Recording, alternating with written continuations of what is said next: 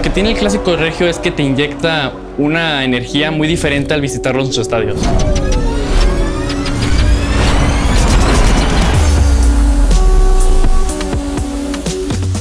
Es algo increíble, la verdad, tener a dos equipos aquí en la misma ciudad y es una gran rivalidad.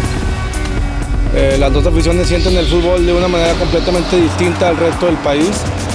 Así crecemos en Nuevo León, sintiendo y viendo el fútbol como una parte importante de nuestras vidas.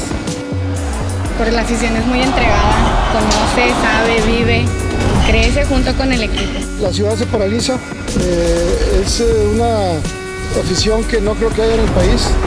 La familia sabe que el papá es Rayado, la mamá es Tigre o así, y a las 7 casi la ciudad está paralizada. I feel like the city without football, it wouldn't be the same.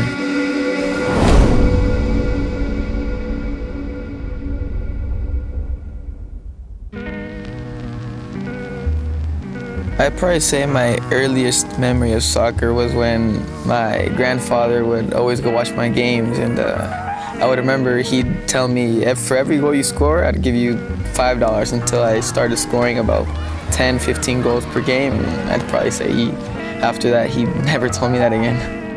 I remember exactly the call, because I was the one that received the call inviting Jonathan to Sueño Alianza. I'll tell you the truth, we didn't have an idea of Sueño Alianza. Alianza de Futbol is a program we designed to really focus on giving players in the Latino community a chance to live their dreams through soccer, because they were not part of the existing soccer infrastructure. As our logo said, it's pasión por la comunidad. We want to help the Hispanic community in the U.S. because sometimes we feel they are a little bit left out. We added Sueño as kind of the prophetic voice of Alianza. Sueño means a dream, and we are just a tool to show in front of the correct scouts. We're an open tryout. 8,000 kids across the country participate. We have 250,000 people that are coming to our events and 40,000 players every city. Alianza is the biggest way out to play professional soccer in Mexico.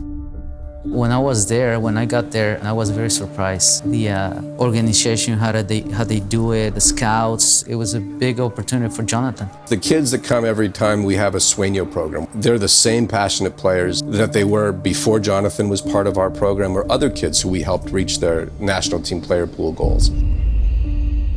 But think about that, 8,000 Latino players across the country come to our events. That isn't the tip of the iceberg. That's the tip of the iceberg. We are a very small part of the potential that could be realized.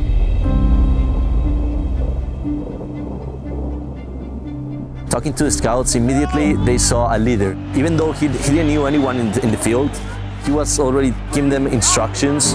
And obviously his technical ability and the way he plays soccer, it was outstanding. The truth is, I only remember the ceremony at the end. I'm not a talent scout, but I remember being shocked that every single Mexican team, 14 I believe, were there, and every single team wanted him. To make a long story short, in the program he excelled, and he got 16 invites from the different clubs and both of the national teams. So Jonathan had to pick over 13 teams. It was hard when you're a 14-year-old kid. I realized that when they invite Jonathan, when all the clubs had the same idea about Jonathan, I knew he was something very special. It was something else.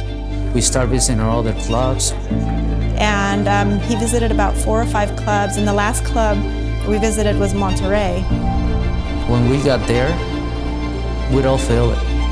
For me, Monterrey, since I got here, I could tell that this was going to be my home. I mean, the people, the city, the stadium, the crowd, everything was just perfect. As soon as we walk into the clubhouse, he says, "Dad, I'm staying here. This is my club." So he finally decided to go to Monterrey. He left his home when he was 14 years old, leaving his family. So he has sacrificed a lot, and now everything is paying off for him. It was hard for us to let him go because he was only 14 years old, and so to let your son fly at 14 was really hard. feel like in the U.S. I probably wouldn't have developed the same as I did over here in Mexico. So I think that that's a big part of why I'm here right now.